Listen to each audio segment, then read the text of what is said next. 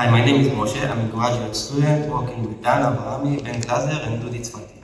I'll tell you about my research using a new mouse model with human-like short telomeres to study how telomere shortening contributes to metabolic decline and type 2 diabetes. This work was done as a team with Riam Smum, Camille Barnes, and Ruth Rifkin, who contribute greatly to this project.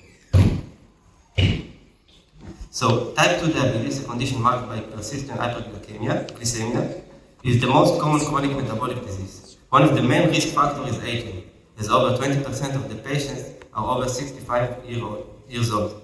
However, the molecular mechanism linking aging to type 2 diabetes are not well understood.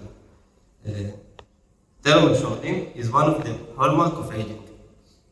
It can trigger cellular senescence through induction of the DNA damage response and cause cell cycle arrest, tissue inflammation, and cell death.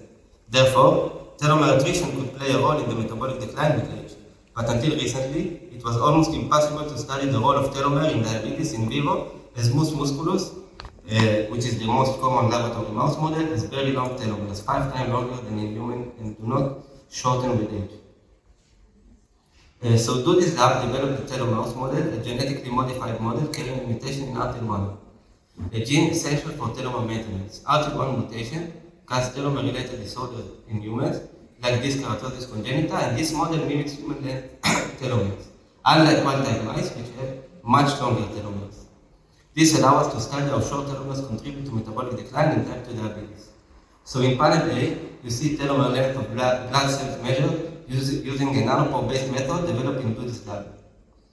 Wild-type mice in blue, you can see a very long telomeres, about 35 kilobase on average, while the telomeres of the Telomice in red are much shorter and stabilized at human length telomeres at generation 15. Human samples, you can see them in green. In panel B, we track 2 telomice, black and gray, across age.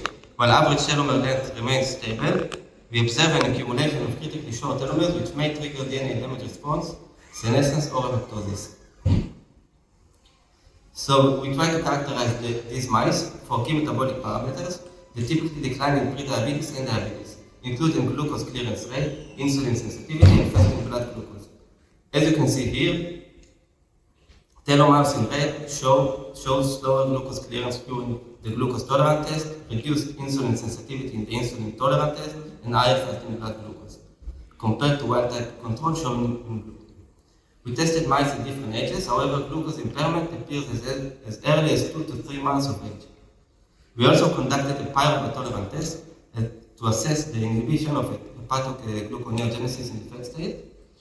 In wild-type mice, injected pyruvate does not lead to glucose production, as expected when gluconeogenesis is properly suppressed by insulin, but in Telomouse, pyruvate is converted to glucose, suggesting a defect in insulin signaling, or possibly another hormonal dysregulation that fails to inhibit glucose production in the fat state.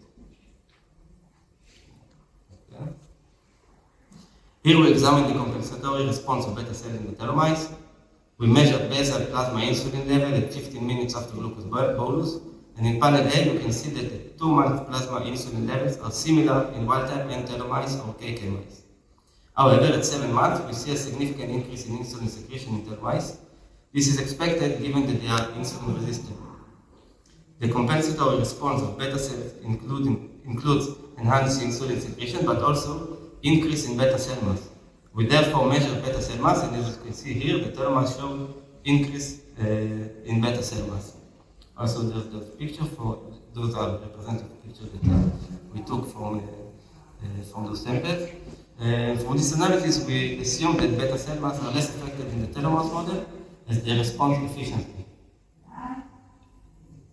So, to conclude, our findings strongly support the hypothesis that telomere attrition accelerates the development of type 2 diabetes and confirm the Telomouse model as an invaluable tool for exploring the role of telomere biology in age-related metabolic decline.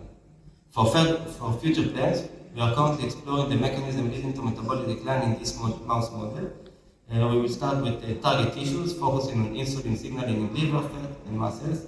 Also, inflammation, explore contribution of inflammatory pathways. And last, we want to check the hematopoietic system. Since the hematopoietic system mostly affected in patients with short telomere disease, we will investigate our bone marrow niche influence peripheral metabolism.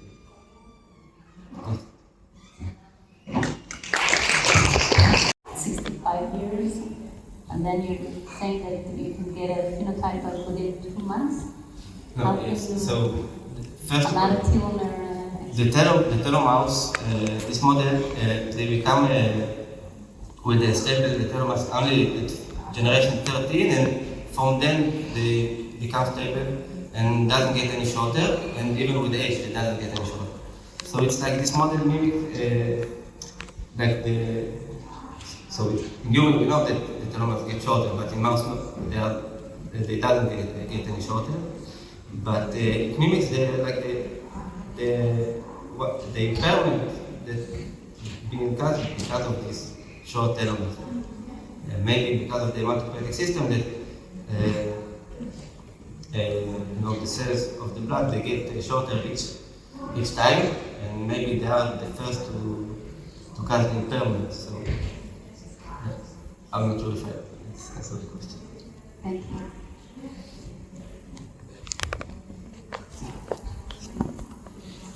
The beta cell mass and activity. So because they are insulin intolerant, so we think that what we saw that the beta cells become the islets become larger in the histology sections. So maybe they try to work harder to compensate because the body doesn't respond to the insulin, so maybe they increase the beta cell mass. I didn't show you, but also we see a different distribution of the size of the beta cells, the islets in those mouse. So